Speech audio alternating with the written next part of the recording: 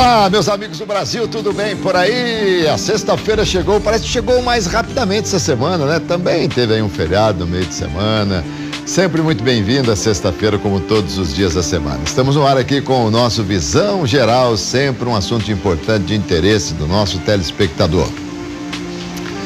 Ser bombeiro é ter fé que a sua recompensa pelo valoroso serviço virá do sorriso de uma pessoa aliviada de sua aflição, do olhar doce daquele que acaba de ser salvo de um acidente, ou apenas pelo simples, mas significativo obrigado daquele que foi resgatado em meio à morte para retornar à vida.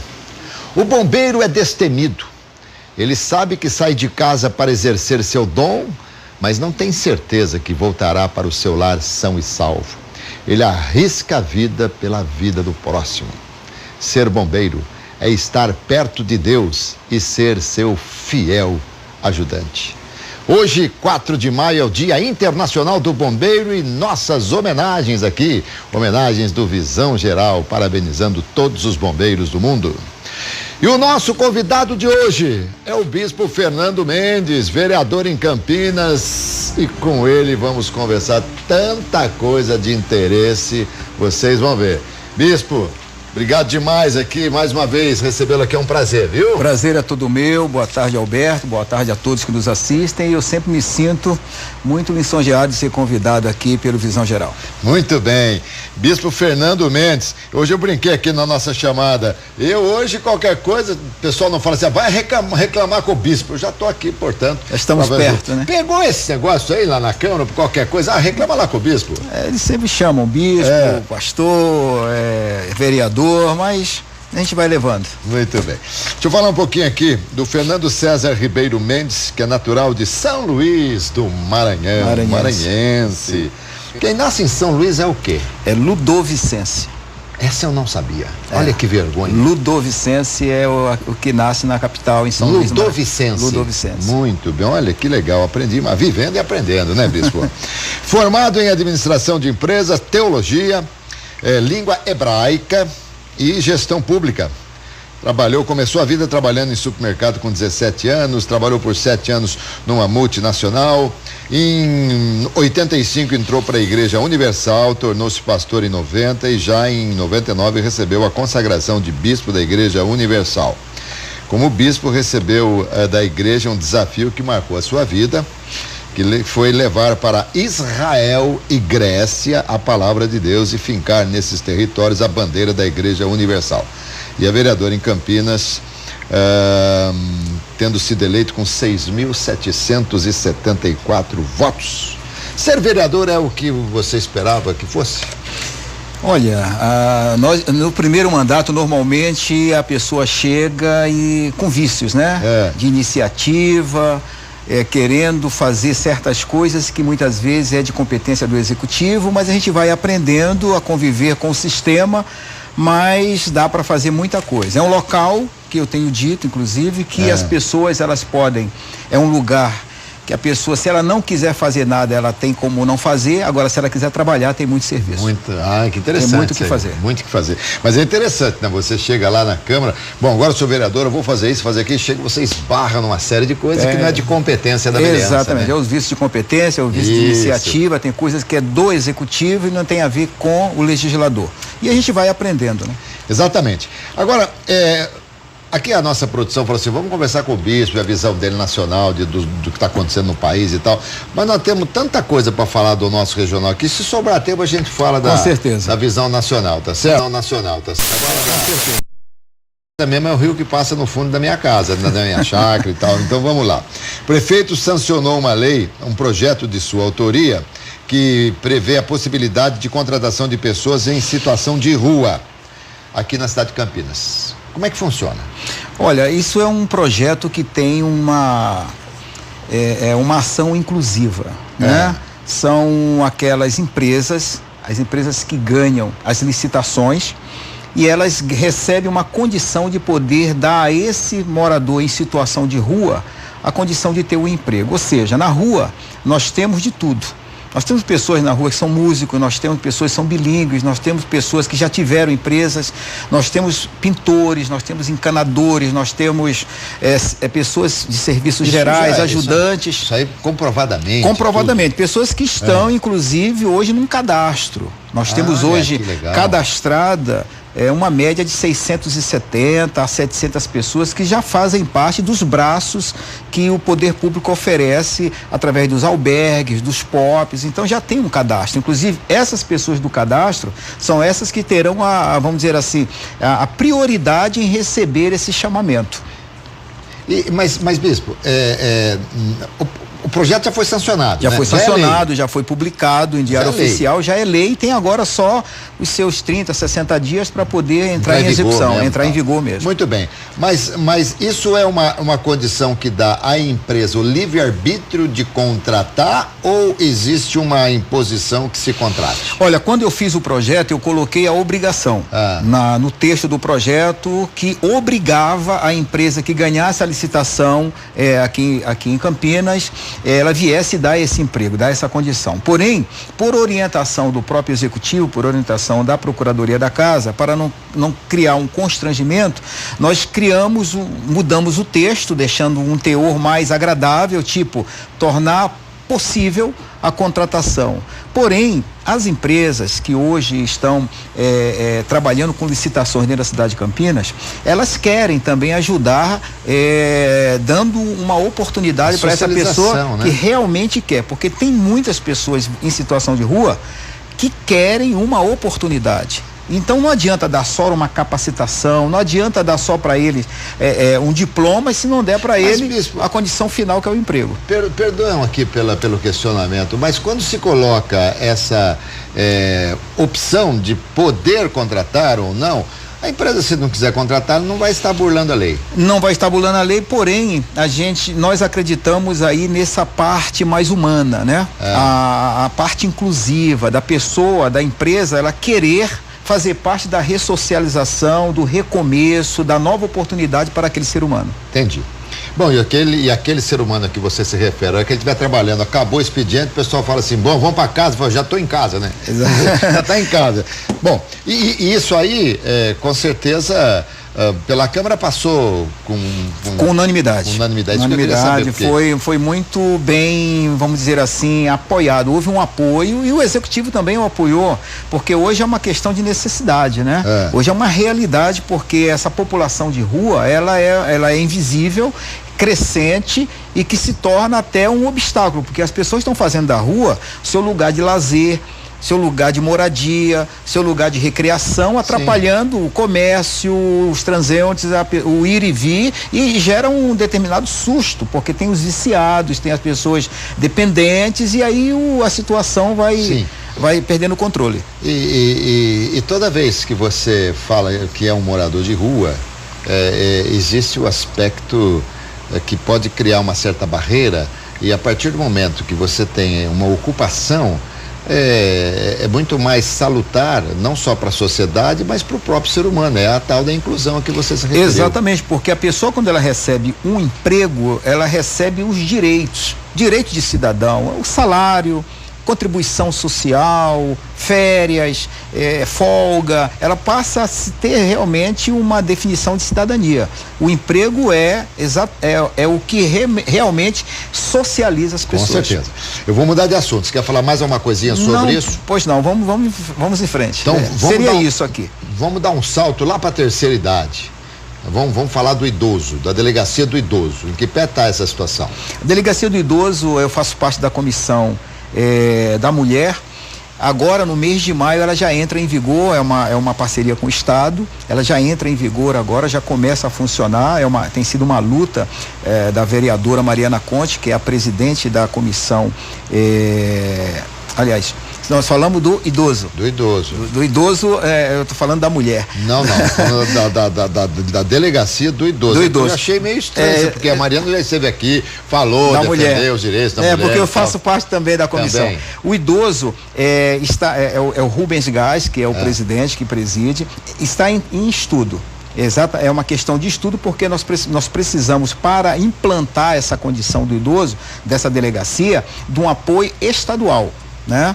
Então, já existe o estatuto, nós estamos estudando o estatuto, e essa comissão que foi criada é para trazer essa condição para fazer com que o idoso tenha uma melhor assistência, né? Já existe em algum lugar, algum estado brasileiro a delegacia do idoso? Tem em Brasília, né? Na capital federal, por exemplo, tem a Secretaria do Idoso, tem a delegacia, tem é o local, é o Distrito Federal que tem tem uma estrutura muito mais forte. Agora, se nós tivéssemos efetivamente uma delegacia com recursos, né? Porque infelizmente eles não têm recursos, né? Porque até os delegados, os investigadores, o pessoal é muito bom, porém com recursos parcos é muito difícil trabalhar.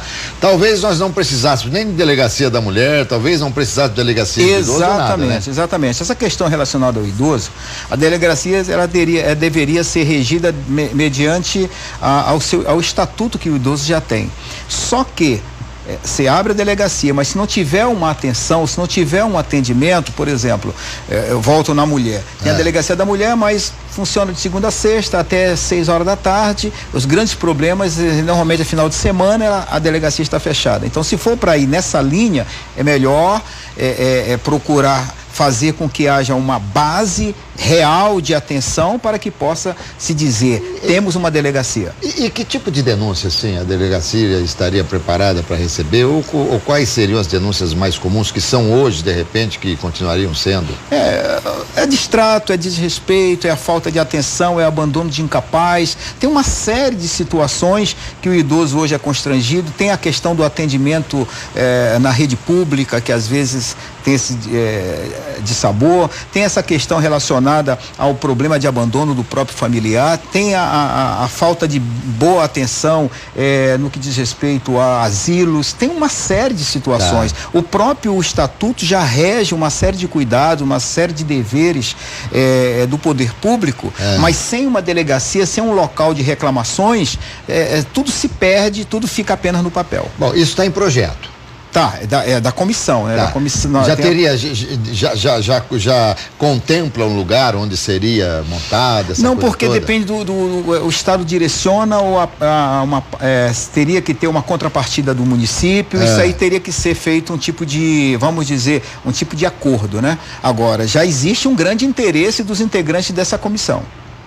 Rosado, tudo tem contrapartida, né? Tem contrapartida. O detalhe é que quando a coisa é feita dentro do governo e dentro dos trâmites normais, dentro da legalidade, se chama contrapartida. Quando é fora, na clandestinidade, vira propina. Vira propina. De certa forma, é o que acontece também, né? É o que acontece. Né? Bom, então isso aí está em estudo, né? Está em estudo. Vamos mudar de assunto ou quer falar mais uma coisa sobre esse assunto? Vamos mudar de assunto. Vamos mudar de assunto. Então vamos lá. O senhor preside a comissão sobre o erro médico no município de Campinas. Exatamente. Uma comissão de estudo que nós criamos, que é um assunto polêmico, é um assunto que tem uma necessidade. Aliás, você se envolve em alguns assuntos assim que são meio polêmicos. Exatamente. Porque na verdade, né? Olha, todo político, seja ele do legislativo ou executivo, que quiser realmente trabalhar ou fazer alguma coisa, ele tem que se envolver com coisas que são impopulares ou que geram esse tipo de discussão. A impopularidade é que... E também é o seguinte, você não pode só na base do vai da valsa, se a água vem pra cá, vem pra cá. Não, você tem não pode ficar nessa linha de situação. Bom, e afinal, para que exista uma comissão, há muito erro médico? Existe. Nós criamos uma comissão de estudo que tem por duração 90 dias, prorrogáveis por mais 90, que faz parte o professor Alberto, o vereador professor Alberto, que é o relator da comissão, tem o Ailton da farmácia e o Jorge da farmácia e também o vereador Permínio Monteiro. São esses 5 vereadores que compõem essa comissão.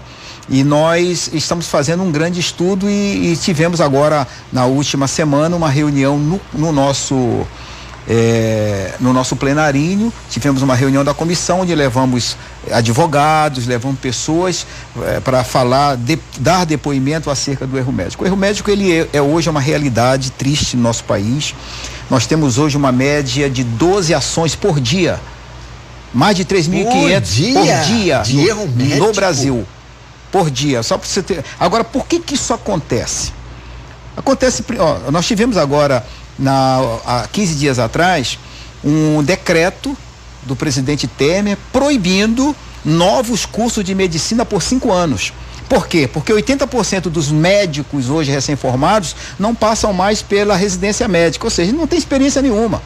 Então os erros são terríveis. Os erros são terríveis. A pessoa esquece uma tesoura no estômago do paciente, eles nem consideram erro, eles acham que é um evento adverso. Ou seja, absurdo. A pessoa chega com o joelho direito arrebentado, eles operam o esquerdo. Tá com o olho direito, eles operam o esquerdo. Isso tá acontecendo, parece piada. Mas isso acontece, são mais de 800 por mês, erro médico. Bom, vamos voltar a falar do negócio meio maluco. Vamos voltar a falar do erro médico já.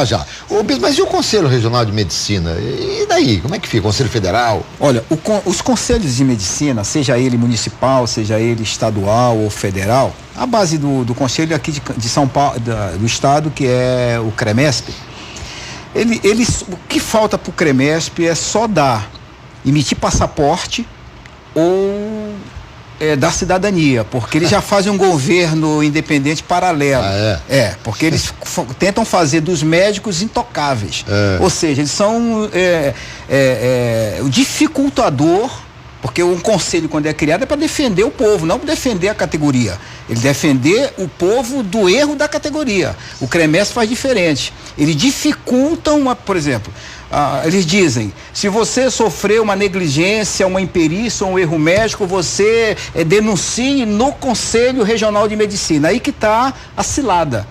Primeiro ele tem que ir na delegacia, fazer um boletim de ocorrência e depois ele ir no CREMESP, porque senão eles vão fazer de tudo para que a coisa não siga. Não siga. Eles vão tentar de todas as maneiras. Você falou 3 termos aí, como é que é? Imperícia, negligência e o erro propriamente definido, que é aquele que gera morte, aleja a pessoa. Mas a negligência é terrível também. Porque ela induz ao erro, a negligência pode levar à morte também. Também, é uma série de situações, é muito complicado. A própria imperícia, aliás, tudo, né? Porque você está tratando de vidas, está tratando de pessoas e aqui, por exemplo, no Brasil há muitos advogados, inclusive especializados nesse muitos segmento. Estão, porque na verdade o número de ações cresceram de 2014 até 2017, cresceram 350%.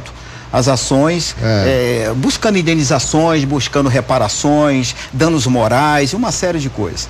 Então, hoje nós temos muitos advogados que são especializados dentro da questão do erro médico. Essa comissão da qual você pertence, o que ela busca? Ela vai para a inquisição dos médicos? É uma boa pergunta. Por exemplo, eu como legislador, nós juntamos um grupo de vereadores, isso é feito por votação, e criamos uma comissão de estudo que tem como dever e grande objetivo fundamentar todas as demandas e reclamações que a gente recebe no que diz respeito a erro médico, porque o vereador ele trabalha com demandas, e uma das demandas que a gente muito recebe são reclamações na questão do erro médico. Então o que nós fazemos? Nós só podemos fundamentar através de uma comissão de estudos. Então tem um relator, que é o professor Alberto, vereador professor Alberto. Todas essas reclamações a gente pode fundamentar, e essa comissão ela também tem um objetivo: criar em Campinas um centro de atenção à vítima de erro médico. Ou seja, a pessoa ela se sente que houve uma negligência, ou que houve uma imperícia, ou que ela sofreu um erro médico, ela não sabe a quem procurar. Isso, então, e ela faz o quê? Hoje ela tem que ir fazer isso que eu estou falando. Vai fazer o boletim de ocorrência. Procura um advogado especializado. Isso que é a primeira coisa, procurar um advogado especializado, que ele vai dar a direção. Porque se for diretamente até o Conselho Regional de Medicina, infelizmente eles vão dizer que eles vão segurar. Eles são classistas, não anda, a coisa não vai andar. Corporativistas. Então nós estamos querendo fazer com que haja dentro da cidade de Campinas um centro de apoio às pessoas vítimas de negligência, de imperícia, de erro médico. Perfeito. Eu sei que tem mais coisa para falar desse assunto, mas se eu prolongar muito, eu não falo das outras coisas que nós temos aqui. Eu quero falar, tem creche noturna para falar, mas tem que falar da grama sintética. Isso. Que você viu em Israel. Você foi para Israel há pouco tempo? Eu estive em janeiro outra vez em Israel. Muito bem. Para você, a tranquilidade, você fala o hebraico, assim, com a maior facilidade. Tive esse privilégio de viver em Israel por 8 anos. Eu morei em Tel Aviv, estudei Israel, me formei na língua hebraica e sempre observei essas questões que existem em Israel, que poderia ser trazida aqui para o serviço público. A grama sintética é hoje uma necessidade no mundo inteiro. Até os condomínios hoje já estão começando a fazer as suas decorações com parte em grama sintética. Você, por exemplo, uma grama sintética, ela tem de vida útil de 8 a 10 anos. Tá. Ou seja, sem poda, sem pesticida, sem fazer nenhum tipo de manutenção. A não ser uma limpeza quando suja. E também criar uma questão de educação para a pessoa não roubar a grama, isso né? Que a pessoa vai querer. Mas, antes de você continuar, vamos ver o vídeo. Tem um vídeo aí que você traz. Coloca o vídeo pra gente aí, por favor, com sonorizado tudo. Vamos lá. Secretário Paulela, tudo bem? Olha só, grama sintética em Israel. Olha como é que funciona. Tudo isso aqui, esse canteiro que divide as avenidas, você pode ver os carros passando de um lado e de outro, e no meio a grama sintética. Eles fazem até tipo jardinzinho para os ornamentos, e aqui até noivo vem tirar foto. Tão bonito que fica, pessoas vêm tirar foto aqui. Olha só, essa é a nossa ideia de levar para os canteiros centrais de Campinas, não todos, porque aqui também não são todos, mas algumas cidades são assim. Algumas cidades aqui em Israel exatamente desse jeito. Nós estamos em frente a uma empresa, nós estamos passando aqui a bandeira de Israel. Estamos em frente a uma empresa, os carros vindo.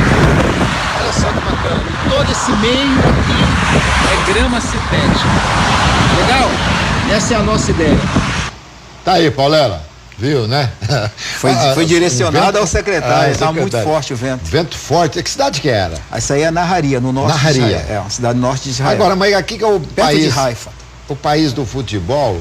Eles não vão pegar essa grama sintética para colocar nos campinhos e tal. Uma das ideias, quando eu conversei com o secretário Paulela, uma das grandes necessidades aqui da nossa cidade está relacionada a esses campinhos de futebol que nós temos em vários bairros que estão careca, que não resiste à procura. É um canindé. A grama sintética iria duração 4, 5 anos num campo jogando, num canteiro que a pessoa não fica andando por cima, é 10 anos. Olha que legal. É uma coisa muito E aí, promissora. O que disse o Paulela? Tem que ter um estudo, né? Se eu tivesse numa secretaria, eu iria trabalhar em cima disso também, porque na verdade, como é feito em Israel, tem o kibbutz que produz essa grama e vende para o governo num preço bem acessível.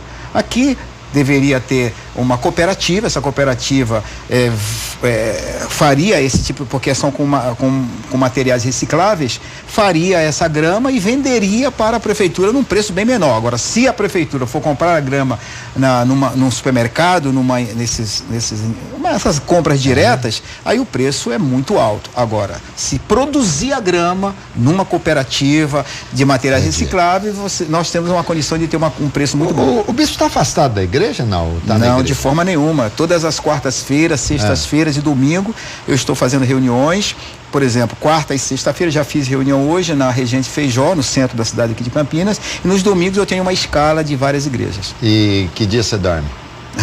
Durmo todos os dias e bem. Aliás, é fundamental dormir bem. Como é que ficou a optometria, hein?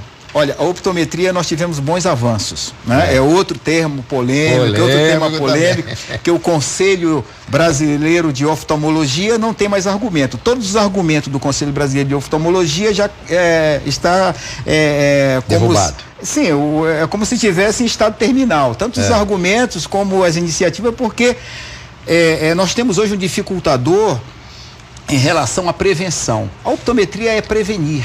Né? É a forma mais barata, é a forma menos dolorida, é a prevenção.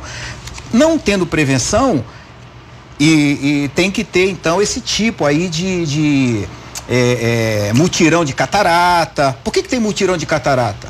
Porque não tem prevenção. Aí, no mutirão de catarata, 50% das pessoas ficam doentes. Mas não é exatamente nisso que se pegam os oftalmologistas, no sentido de que a optometria não tem a prevenção e o que tem é exatamente o exame clínico e tal, não é? Não, é o contrário. Não, isso é conversa fiada dos oftalmologistas. É o contrário.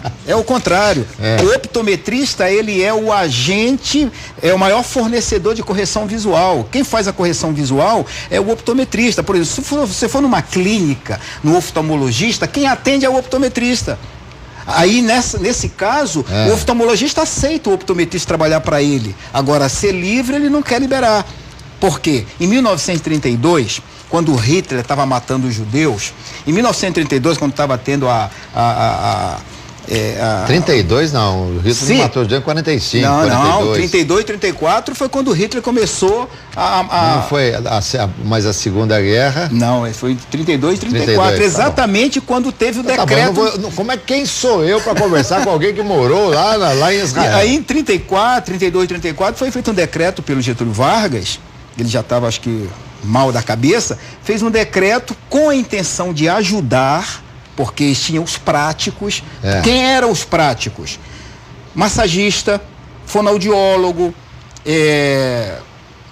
o enfermeiro, parteira, optometristas, o professor de educação física, esses eram os considerados práticos. Foi feito um decreto para que os práticos não pudessem ter escritórios de atendimento.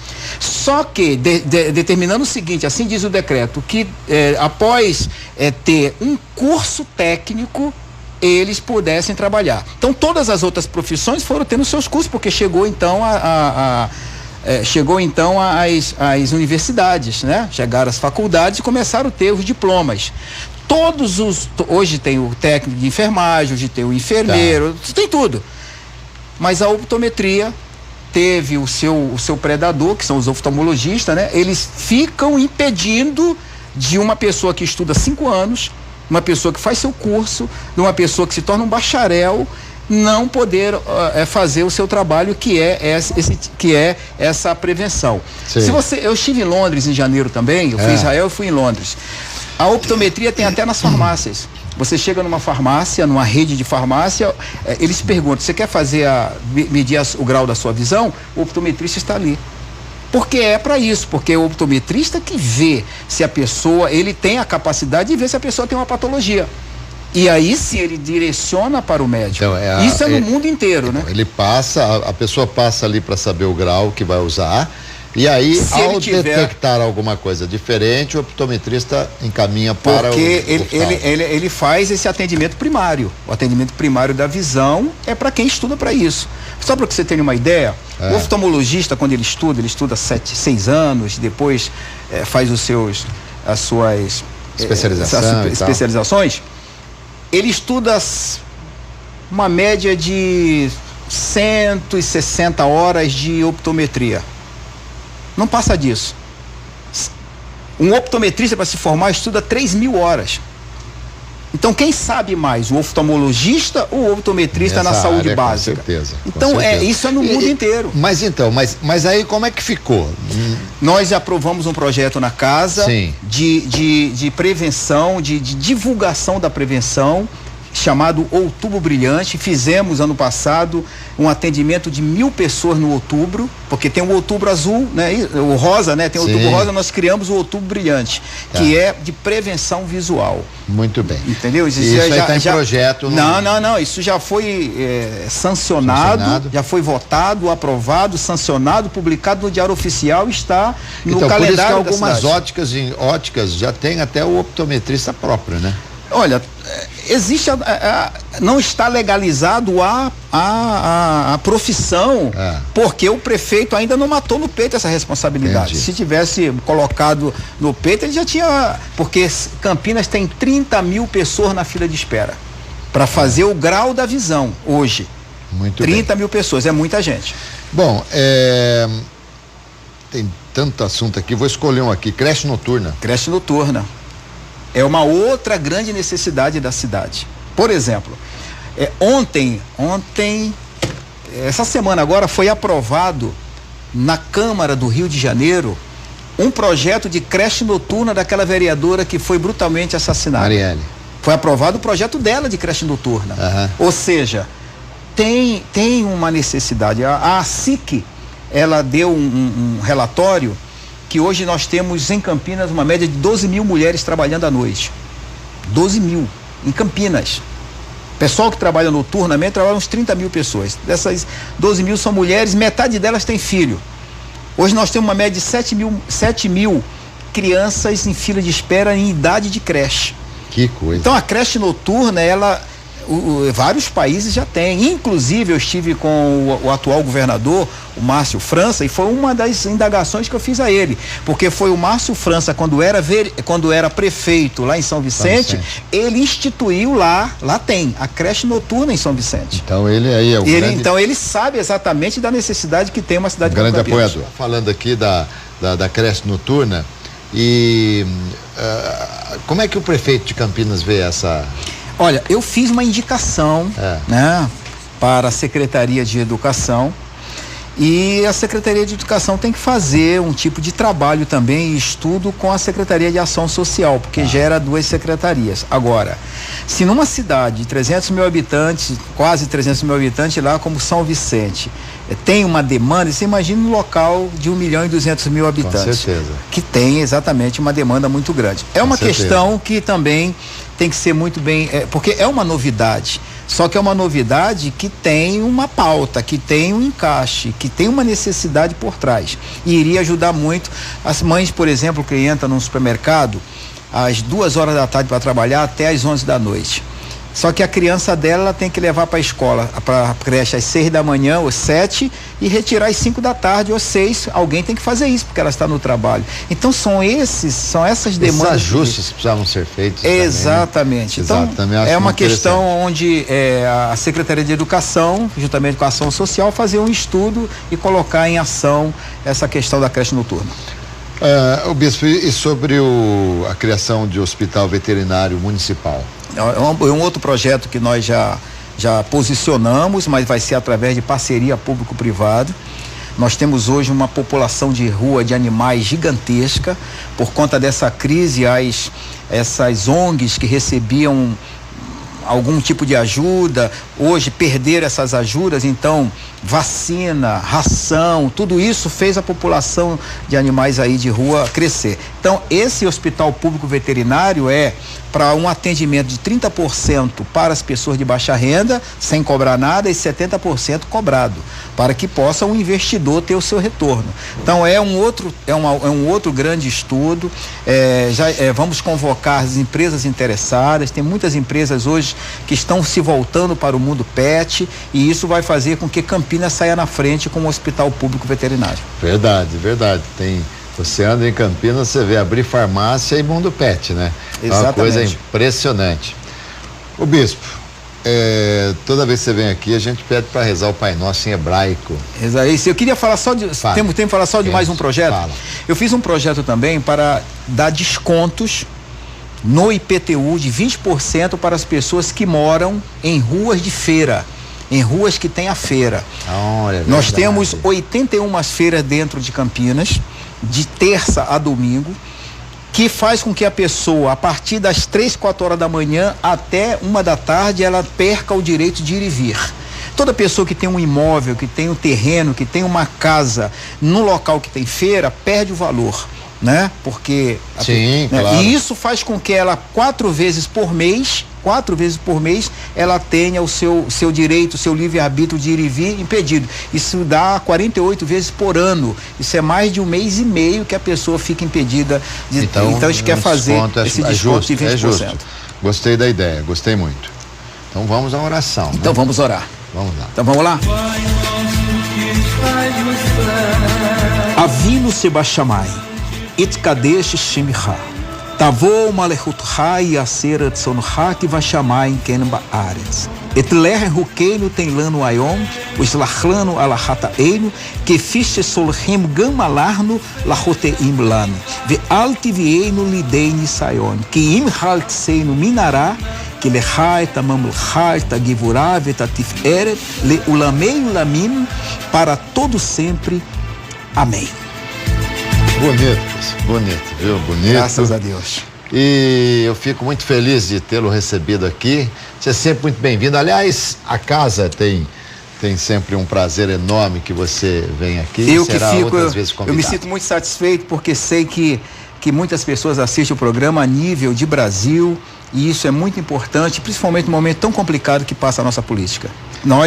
Quem quer trabalhar tem sempre o que apresentar. Muito bem, meus amigos. Bispo Fernando Mendes, você viu que os projetos deles não são projetos aguinha com açúcar, não. São projetos que vão fundo e Por isso, claro, são polêmicos, tá certo? Foi uma delícia falar com o bispo aqui. Terminamos com a oração do Pai Nosso em hebraico, que realmente é muito, muito bonita. E hoje é sexta-feira. Então, príncipe, ó, vamos afrouxar o nó da gravata. O bispo veio até sem gravata. Eu já vim até sem gravata e tal. Sexta-feira, afrouxar o nó da gravata. Um final de semana maravilhoso para todos. Vamos lá com muita moderação. Mas eu volto às 7 horas da noite, porque amanhã tem derby em Campinas. E hoje o programa é muito especial falando sobre derby, tá bom? Até mais tarde, gente. Tchau, tchau.